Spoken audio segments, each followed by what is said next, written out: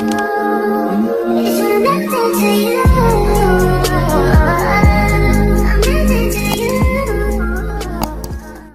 y'all, and welcome back to my channel. My name is Lex if you are new here, and I have lost 185 pounds on Mounjaro, tirzepatide, Zepbound, all the same medication, different indications, okay? So let's just start there. I lost 185 pounds in, honestly, I want to say like 2 to 2.5 years. Let's see. Last year was 2 years. Two years. It took me 2 years. It took me 2 years, 2 years. My starting weight was 365 pounds. It took me, in my first 10 months, I had lost 100 pounds. Once I was at 1 year, I had lost 120 pounds. After I lost 120 pounds, my weight loss started to slow significantly, okay? It took me slowly but surely, and I think that this happened so that it was easier for me to maintain, and I wasn't just going to gain the weight back like instantly if I ever had to stop the medication. But after I had lost 120 pounds, my weight loss slowed significantly. And then I was just slowly, gradually losing weight weekly. Now, granted, I was still losing weight. I was losing weight like nobody's business. And people were trying to figure out who, what, when, and where. But I was never one to be closed off. I was very much so open about my Mounjaro Zepbound journey. I've never hid it from all family members. Everybody knew I was on Mounjaro when I started. I was so excited to start. People were like, how are you losing the weight? What are you doing? And I'm like, oh, I'm on Mounjaro. And I'm not one to like pump fake. I'm like, hey, I'm on Mounjaro. I don't work out. I drink a gallon of water and I eat high protein. That is my story, and that's what I'm sticking to. I did not work out to lose the weight, okay? So I am going to give you my pros and my cons for Mounjaro Zepbound tirzepatide now that I am 3 years and 3 months in, 185 pounds down, and I am officially 1 year and 3 months in maintenance. So I do think that I have experience, if I do say so myself. I think that I am very well versed, and I think that I've been through every and anything on this medication. I've been through it all. Anything you could think of. Personal, health, wealth, job, no job, kids, no kids, everything. Food, no food, like hospital, no hospital, everything. I've had an issue with everything when it comes to me being me and the medication, okay? Any question, it is not far-fetched, we can talk about it. So go ahead and ask your questions in the comments, and I will give you an honest and truthful answer in the comments below, okay? Pro number 1, the medication absolutely and 100% suppressed me. 30 minutes after taking the medication, for me personally, I was suppressed. I took that medication on an empty stomach. I had actually just ordered lunch at work. Took my injection in the bathroom. We ordered Panera. I remember this day like it was yesterday. We ordered Panera. Normally, I would order half a tuna sandwich and then mac and cheese. Baby, when I tell you I was very much so suppressed, I didn't eat that tuna sandwich or that mac and cheese. I tried. I think I took one bite of both. I was like, bleh. I was so nauseous, okay? This is also what you can expect. Everybody is not the same. You might not experience any nausea. None. Or you might experience all of the nausea, like me. I didn't have a gallbladder, so let's start here. I do not have a gallbladder. My gallbladder was taken out prior to starting the medication, and I already had sensitivity to acid reflux. I already had GERD. Already was diagnosed. Already had a colonoscopy and the endoscopy prior to Mounjaro that diagnosed me with GERD prior. All right, now that we got that out the window. When I started Mounjaro, I was a pre-diabetic. I was 365 pounds, and I had high blood pressure. I had anxiety. I had depression. I was pre-diabetic. I was morbidly obese. I had insulin resistance. All of the things. Okay, all of the things. Low self-esteem, low confidence, all of the things. And I don't want you guys to think that who I am now is not who I've always been. I've always been what you see now. I always thought I looked like what you see now. I always thought that. I didn't always look like that. But I did always think that. This is me before. This is me now. I've always thought I was a bad bitch. Always. That, I never declined that. I never, ever, ever thought I was ugly. Let's start there. Okay. Now that we got that cleared. The air is clear. Now that we got the air cleared. Crystal cleared, actually. Crystal clear and kick it out the room. All right. So that was one of my pros. That my appetite was gone, suppressed. Okay. But the con of that was my appetite was suppressed, gone. So I was literally having to set alarms on my phone for reminders like, you need to eat. Eat boiled eggs. Eat a protein shake. Eat a protein cookie. Eat a protein bar. Eat salami. Eat turkey. Eat cheese. Eat yogurt. Eat granola. And when I say, I was literally setting these type of reminders in my phone. You want to know why? Because on this medication, you need to constantly be eating. You need to constantly be feeding your body. You need to. You need to be feeding and fueling your body, no matter what. I don't care if you have no appetite in the world. As long as you are not sick and you are not overeating and forcing yourself, you need to be eating every 3 hours. Every time that alarm goes up, you need to be putting food in your mouth. Something in your mouth. When I first started my journey, I was working crazy hours. I was working 12, 16-hour shifts some days. So I would pack bags. I was the bag lady at work. I was packing bags, okay? My go-tos were adult Lunchables. I was getting the Hillshire Lunchables. I was packing that. Or if I didn't want like salami, I would make my own. I would go to the grocery store deli and I would get cheese sliced up. I would get turkey sliced up, ham sliced up, and I would literally make adult Lunchables. Actually, I'm going to go to the grocery store today and go do that again. I also had went to Target and got these like 4 squared reusable containers. They're like Lunchable containers, and that's what I would put them in. I would get crackers and I would literally make my own Lunchables at work. You have to get creative. Back then I was drinking Fairlife and Premier protein shakes, but I will tell you, I do not support them. I now know from research that Fairlife and any pre-made protein shake, unless it is oikos, is hazardous to humans. If it has artificial flavors and artificial sweeteners, it is hazardous to humans. Okay, when I say hazardous to humans, I actually mean hazardous to humans. Google it. Sucralose is hazardous to humans. It is in a lot of your sugar-free items. Aspartame, hazardous to humans. Taurine, hazardous to humans. I don't eat none of that. If it has it, I don't eat it. It's not going in my body personally. I would rather eat McDonald's than eat anything or drink anything with sucralose in it. You can feel the toxicity in your going in your body. I don't want to do that. So that's that. I would set reminders and then I would pack lunch bags of grapes, Lunchables, cheese and fruits, crackers, protein shakes. Now, Oikos has come out with protein shakes, actual protein shakes that have chocolate, vanilla, and salted caramel. I've only tried the chocolate, so I can only attest to the chocolate. My sister has had vanilla. She can attest to the vanilla. If you've had the salted caramel, let us know in the comments if we should go get the salted caramel. I have not personally seen the salted caramel in stores, at least I don't think, which I have not tried it because I'm a little scared it might be a little too sweet. A little too sweet. Not sure. Have not tried it. But that is that on food.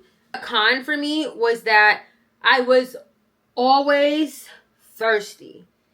And as far as always being thirsty, I was always going to the bathroom. Always going to the bathroom. But you know what the pro of always being thirsty and always going to the bathroom was? You urinate. When you urinate, that's how you release your fat cells. Through urination. So although I'm constantly giving myself water, I'm constantly hydrating myself, I'm also constantly urinating, and I'm getting so frustrated and so irritated with the fact that I'm constantly in the bathroom. Well, guess what? guess what?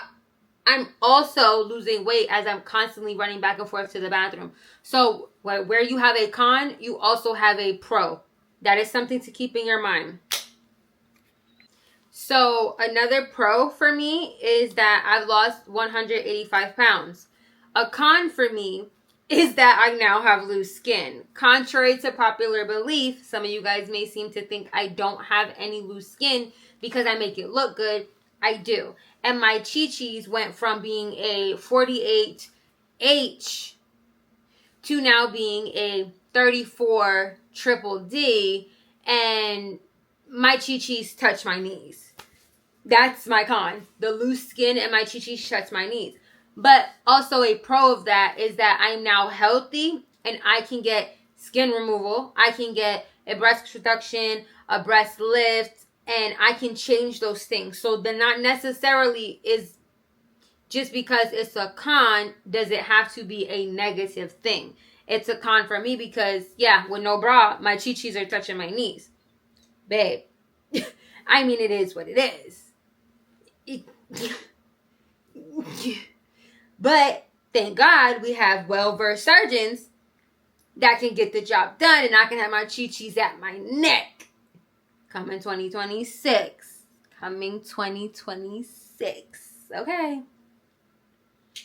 A lot of people, I have heard that a con for them, I have not experienced this personally, not from said medication, but a con for a lot of people is hair loss. Me personally, I have not experienced hair loss at the hands of Mounjaro Zepbound Tirzepatide.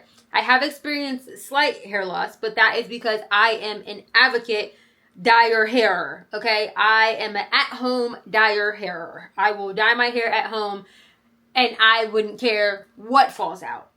So prior to me dyeing my hair, I was not having any hair loss. But once I dyed my hair twice in a 48-hour span, I had experienced hair loss. But prior to that, I was not experiencing hair loss. And I do believe that the people that are experiencing hair loss, it is because they are lacking vitamin D and protein. I did not lack vitamin D or protein along my entire journey. I found out a long time ago in 2020 that I was vitamin D deficient. So at that point, when I got my initial physical and found out that I was actually pre-diabetic, my doctor put me on vitamin D supplements. So from 2020 to 2022, I was already on vitamin D. So me already being on vitamin D, I was not vitamin deficient. And then I was making sure to eat my protein because I didn't want my beautiful hair to fall out. Now, granted, I have these braids in, but I have beautiful, long, thick, curly, natural hair. I'll put up a picture. She's gorgeous. She's T. I'll put up a picture with the color and with the jet black. She's eating. Taking it, honey. Taking it. And for me personally, I want my hair to flourish. I never, ever, ever wanted my hair to fall out. I did start having a little breakage, but that is because of the hair dye. I have a problem. I will not let anybody play in my hair. So I dye my hair at home. I cut my hair at home. I trim my hair at home. I never cared. My hair is now healthy, which is why I have a protective style. But for some, they have experienced hair loss. And I personally, if you are experiencing hair loss, would recommend you start taking a vitamin D supplement and you start eating more protein. A lot of people think if they do not eat for some reason, they're going to lose weight. And that is not the truth at all whatsoever. That's actually far from the truth. Far, far, far, far, far. You actually do need to eat to lose weight. On the medication and off the medication, you actually do need to eat to lose weight. My sister is not on the medication, and she is now realizing she needs to eat 150 grams of protein to lose weight. If you are doing any type of physical movement, you need to still be feeding your body. Like, actually feeding your body. You want to build muscle? Feed your body. You want to lose weight? Feed your body. You want to gain weight? Feed your body. It's all about feeding your body. You gotta eat. It's simple. Okay? A pro for me, but maybe a con to others, is me getting overly skinny. Some people will say, you look like a bobblehead. I'll be a bobblehead all day. I won't be 365 pounds no more. I won't be out of breath no more. I won't be insecure no more. I won't be uncomfortable anymore. I'll be a bobblehead all day. What you said? I weigh 180 pounds. Head just bobbling. Shaking and moving. At 180 pounds. 180 pounds.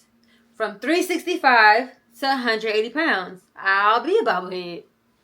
I will. I don't mind. I never cared.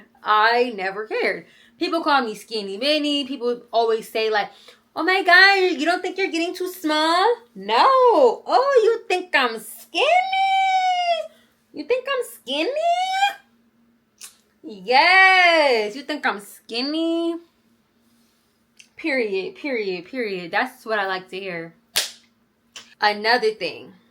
If you are my mama, my daddy, or under the age of 18, really, if you are under the age of 21, go ahead and just go ahead and exit out the video. That's it. We're done. See you later. Thank you for being here. Mwah.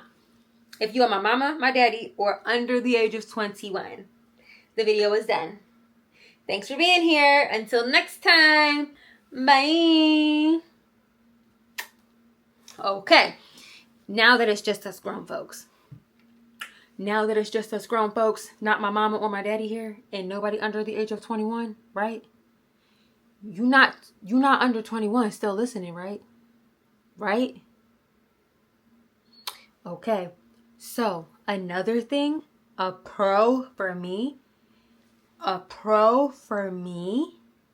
is prior to losing the weight, when I would have intercourse, I was very much so uncomfortable with my body. I would always want to do it with the lights off. I only wanted to do it in certain positions because my stomach was so big, or I couldn't breathe because my breasts were suffocating me. Okay. Now that I've lost 185 pounds, I can do it comfortably in any position. I'm also very much so comfortable riding the horse, if you know what I mean. And me and my man thoroughly enjoy riding the horse. Okay? If I do say so myself, we finish every time. And that's for the grown folks. Okay, that's for the grown folks. If you're under 21, you shouldn't still be here. You shouldn't know nothing about riding no horse or finishing and all. You shouldn't know nothing about no filled Twinkies. Okay? Okay.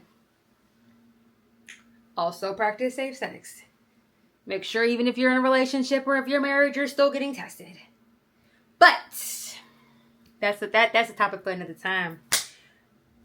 I very much so, a pro for me is the physical aspect of it. Never in a million years would I have thought that my sex life would have changed. But when I say down there, like, she was always moist, right? All women say, oh, I'm moist, I don't have that issue. I didn't realize how moist you could get when you lose weight. And if you didn't know, when you're in the gym, you get a little more eager, wanting. Your libido is very high. That's why they say, like, work out with your partner, because, like, lose the weight. If you don't do it for no other reason, lose the weight and keep it off. Lose the weight and keep it off. If you have any questions, comments, or concerns, let me know. Also, if you want to elevate your experience, go ahead and get you some Slippery Elm off of Amazon. It's like $4. And, you know, if you like to do a lot of mouth action, go ahead and get you some xylitol gum. Some xylitol. Yeah. Don't say I ain't never taught y'all nothing. Okay? So, we're going to go ahead and end out here. Thanks for coming to my TED Talk. Thanks for coming to my TED Talk.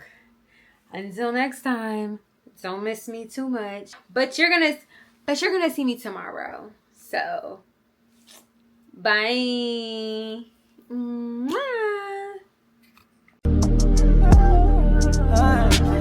I got that diamonds on her arm, diamonds in her ears. She even wear that diamonds for a year. I'm trying to treat you special.